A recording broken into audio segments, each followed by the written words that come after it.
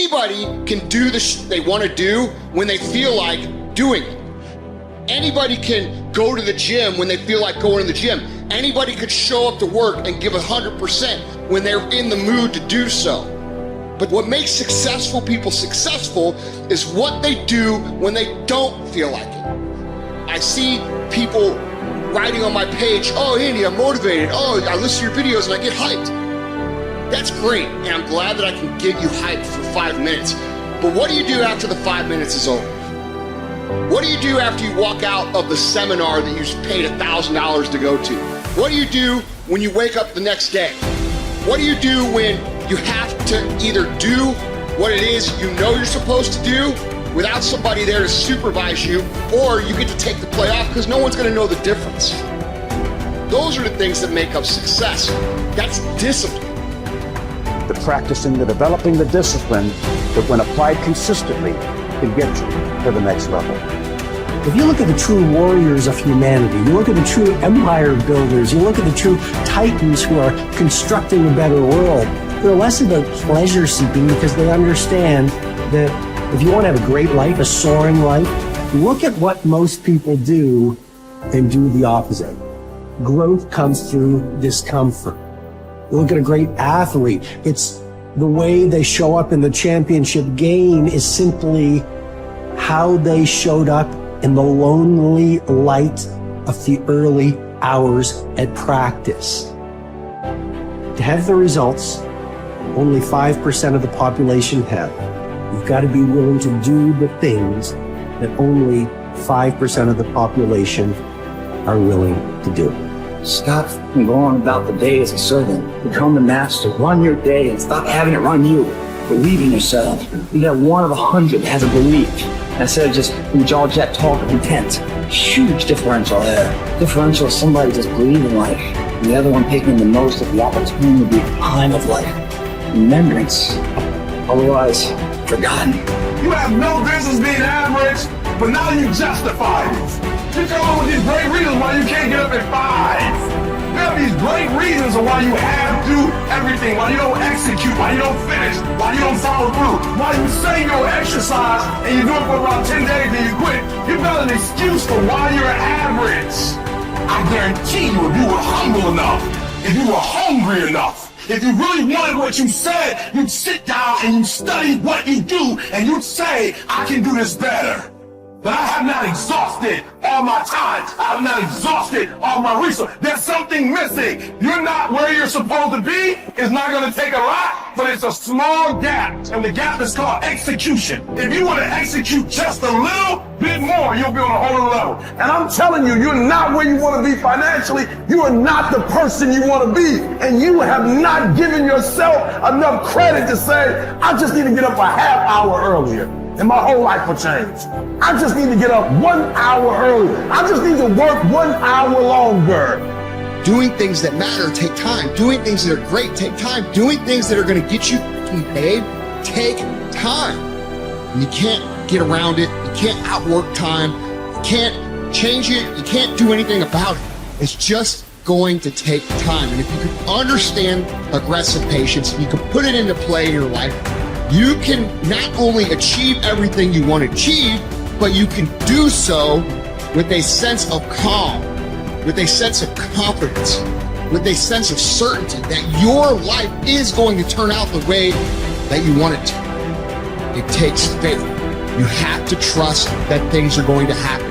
At the end of the day, if you go to bed at night and sleep good knowing you gave every day your all, you can feel good that things are going to happen.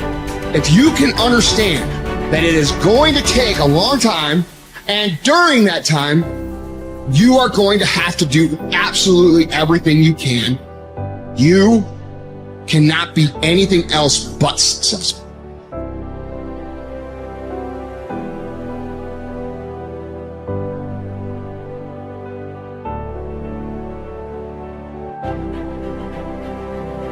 You need structure, you need predictability, and you need more of it than you think, just to keep you sane. Now, if you're lucky, and maybe a bit odd, you can deviate 5% from the norm, or 10% from the norm, or something like that, carefully and cautiously, as long as the rest of you is all well ordered in a normative manner. You might be able to get away with that, and you might be able to sustain it across time, and people might be able to tolerate you if you do it, or maybe you'll get really lucky and you happen to be creative but reasonably well put together, and people will actually be happy that there's something idiosyncratic and unique about you. But even under those circumstances, mostly what you want is to have a routine that's disciplined, that's predictable, and bloody well stick to it. You're going to be way healthier and happier and saner if you do that. And then the other thing that you need, because this is one of the things the psychoanalysts got wrong, I think, is that they overestimated the degree to which sanity was a consequence of being properly structured internally, you know. Because from the psychoanalytic point of view, you're sort of an ego, and that ego is inside you. And of course, it rests on an unconscious structure. But the purpose of psychoanalysis is to sort out that unconscious structure and the ego on top of it, and to make you a fully functioning and autonomous individual. But there's a problem with that, because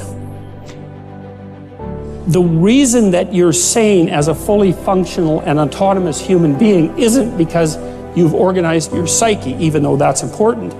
The reason that you're sane if you have a well-organized unconscious and ego is because other people can tolerate having you around for reasonably extensive periods of time and will cuff you across the back of the head every time you do something so stupid that people will dislike you permanently if you continue. And so what people are doing to each other all the time, just non-stop, is broadcasting sanity signals back and forth, right? It's like you smile at people if they're not only behaving properly, but behaving in a way that you would like to see them continue to behave. You frown at them if they're not, you ignore them if they're not, you shun them, you roll your eyes at them, you manifest a disgust face, you don't listen to them, you interrupt them, you won't cooperate with them, you won't compete with them. It's like you're blasting signals at other people about how to regulate their behavior so frequently, well, it just makes up all of your social interaction.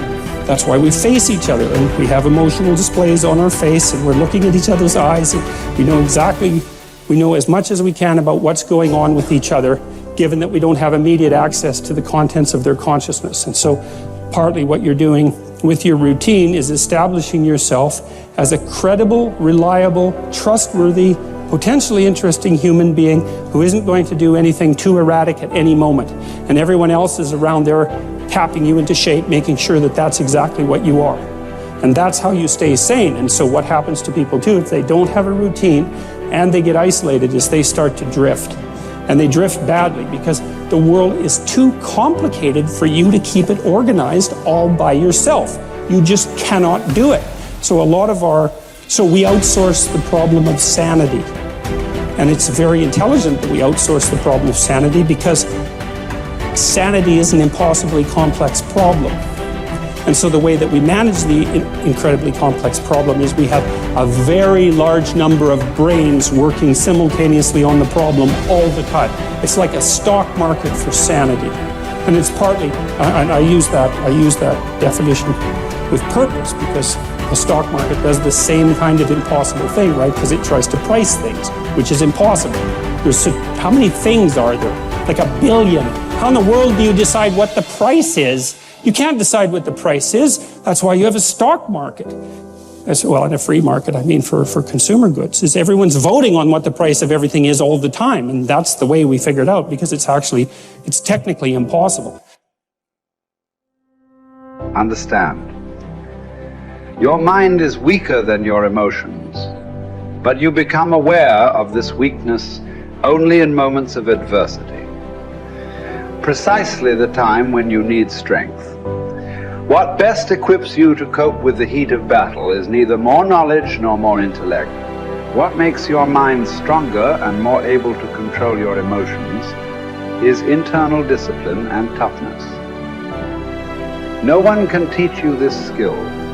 You cannot learn it by reading about it. Like any discipline, it can come only through practice, experience, even a little suffering. An active life serves the purpose of giving man the opportunity to realize values in creative work, while a passive life of enjoyment affords him the opportunity to obtain fulfillment in experiencing beauty, art, or nature. But there is also purpose in that life, which is almost barren of both creation and enjoyment, and which admits of but one possibility of high moral behavior, namely in man's attitude to his existence, an existence restricted by external forces. A creative life and a life of enjoyment are banned to him. But not only creativeness and enjoyment are meaningful.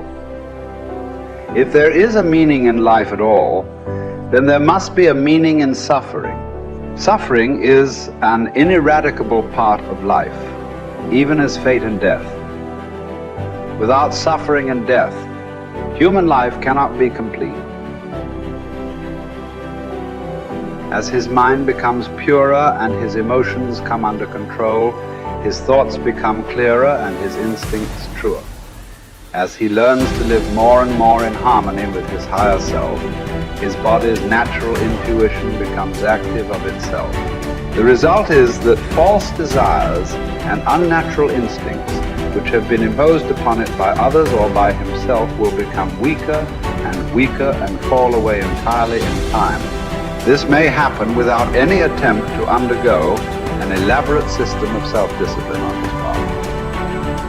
Yet it will affect his way of living, his diet, his habits. False cravings, like the craving for smoking tobacco, will vanish of their own accord.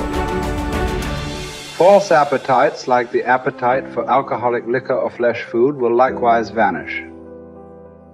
But the more deep-seated the desire, the longer it will take to uproot it, except in the case of some who will hear and answer a heroic call for an abrupt change. Persistence and variety. These are the two primary ways to develop great ideas or to solve important problems. Keep leaning your head against a topic for a long time. Certainly for weeks, possibly for years. And along the way, try many lines of attack. Continue to generate options, explore paths, and propose silly ideas.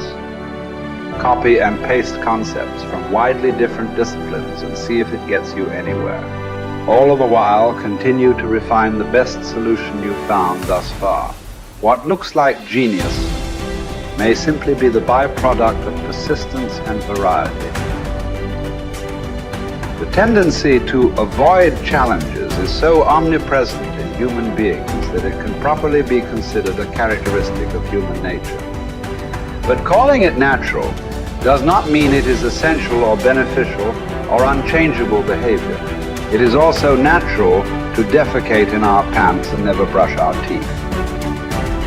Yet we teach ourselves to do the unnatural until the unnatural becomes itself second nature. Indeed, all self-discipline might be defined as teaching ourselves to do the unnatural. Another characteristic of human nature, perhaps the one that makes us most human, is our capacity to do the unnatural, to transcend and hence transform our own nature